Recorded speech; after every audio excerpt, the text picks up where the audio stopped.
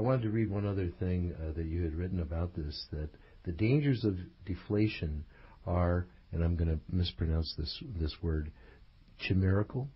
Chimerical? Is that I don't know how you pronounce it in English. I don't know how we pronounce it, because it's not a word I've ever used, really. I would say before. chimerical, yes. Chimerical. But its charms are very real. There is absolutely no reason to be concerned about the economic effects of deflation unless one equates the welfare of the nation with the welfare of its false elites. Yeah, I thought that pretty much summed that up. So some of the listeners may still have some questions about fiat, what we call, and since you've named it forced money, we've adopted that particular phrase. Please briefly explain what is forced money and why is it called fiat? So fiat money is a particular kind of forced money. So forced money is the general thing, right?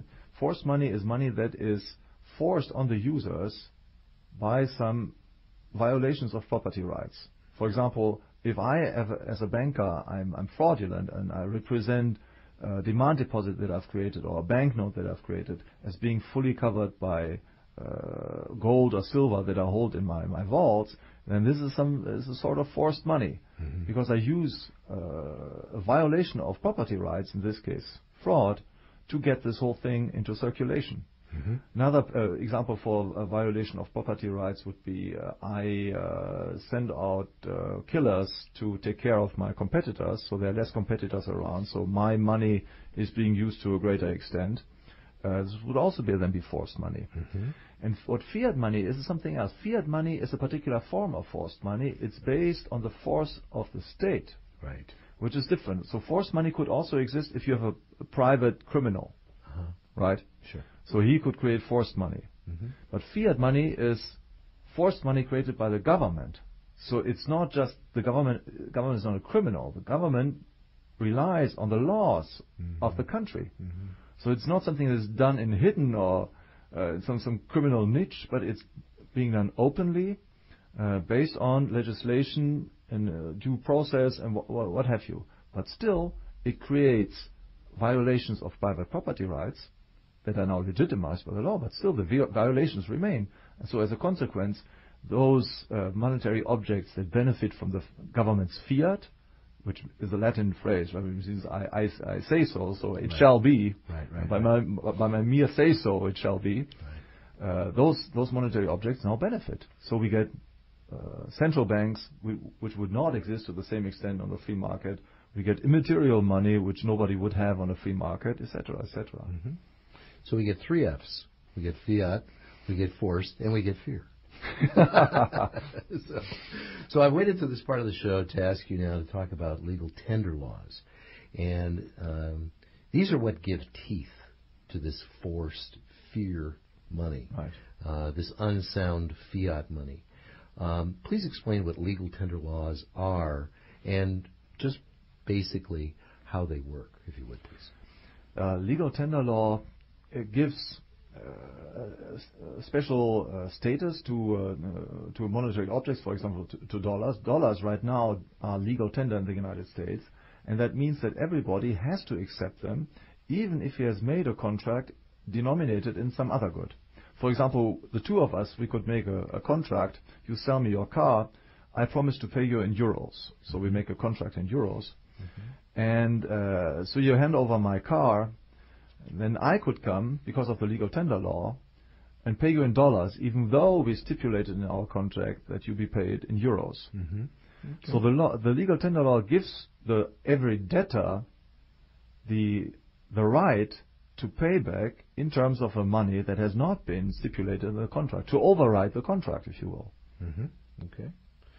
Well, we see every day multiple kinds of money, and we're just not used to noticing them as money. Like, for example, well, maybe we don't see these every day, beer garden tokens and bus tokens, but and chips at a casino, they would be considered money. I actually don't go to casinos, so I don't see them very much. And even coupons at grocery stores, basically are what you would call a money substitute, loosely defined. And But these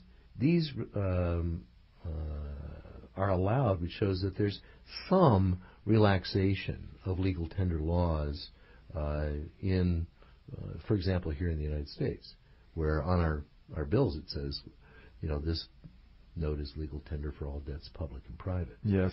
And so the legal tender law gives the debtor the right to override the previous contract. Mm-hmm. And of course, the most important example of a debtor is, of course, the government, the government itself. Mm-hmm. Government's usual, but the U.S. government, of course, does not make any contract denominated in other things, but the dollar. So the problem doesn't really pose itself. Right, exactly, and actually, that was actually my next point. Yeah. I was going to read that contracts. But as for contracts, I cannot use salt, ammunition, or gold for contracts. Actually, in the United States. Well, you could use it, but it could not be enforced in court. Point. Right, exactly. I could use it in a voluntary exchange, but I have no legal protections if I want to use it. And that's if I want legal protections, I have to use the so-called forced fear money, forced fear fiat money. We'll get this right sooner or later. So for day-to-day use, for businesses, paying taxes, going out to dinner, we have to use this forced fear fiat. Digital, we'll have to come up with another F for digital money. Yeah. Fake. Something like that.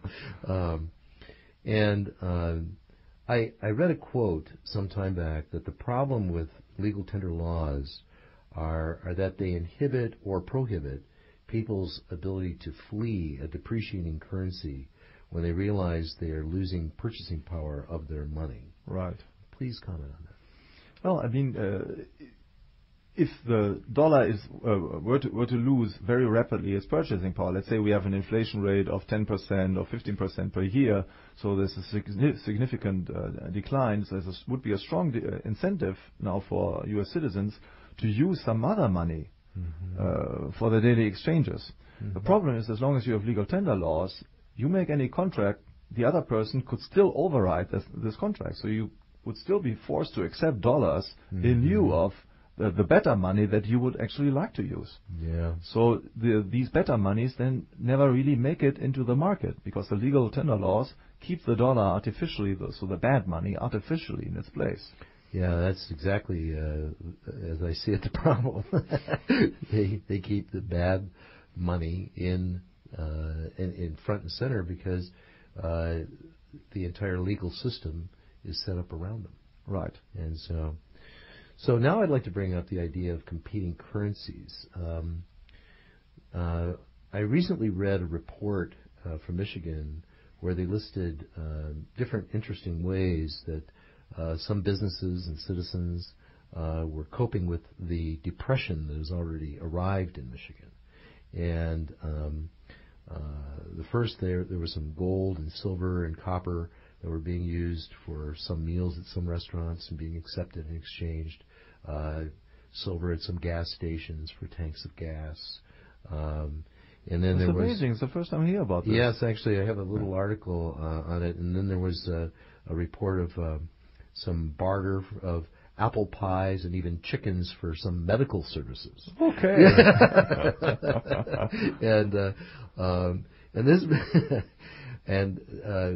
This brings up 2 points that I would like to ask, and I'm not sure we'll get into both of them before the break. But are we more likely to see a shift to sound money and away from forced money from what I would call the bottom up, the people level, or from the top down, the government level? I think we cannot expect right now anything good coming from the top level. So these things have to be solved by the citizens themselves. Again, the difficulty is to ultimately to resist also the bad institutions that we have on the legal level. But the initiative must come from the bottom. The present inflationary system is in the interest of, unfortunately, of our politicians. So they're not likely to abolish this. They don't have a very strong personal incentive to do so. It's really something that must come from the bottom up, and it will come only to the extent that people understand what money does to them, what the monetary system does to them. Well, we're not going to have much time to go into this next point that I wanted to go into before we take our break. But when we come back, folks, we are going to discuss with Dr. Hulsmann some of the ordinary things some of the things that we ordinary people could do that perhaps might erode these legal tender laws, and some courageous politicians could do as well. So please stay with us. We'll be right back. This is Radio Free Market, and I am your host, Michael McKay, and we'll talk to you in just a minute.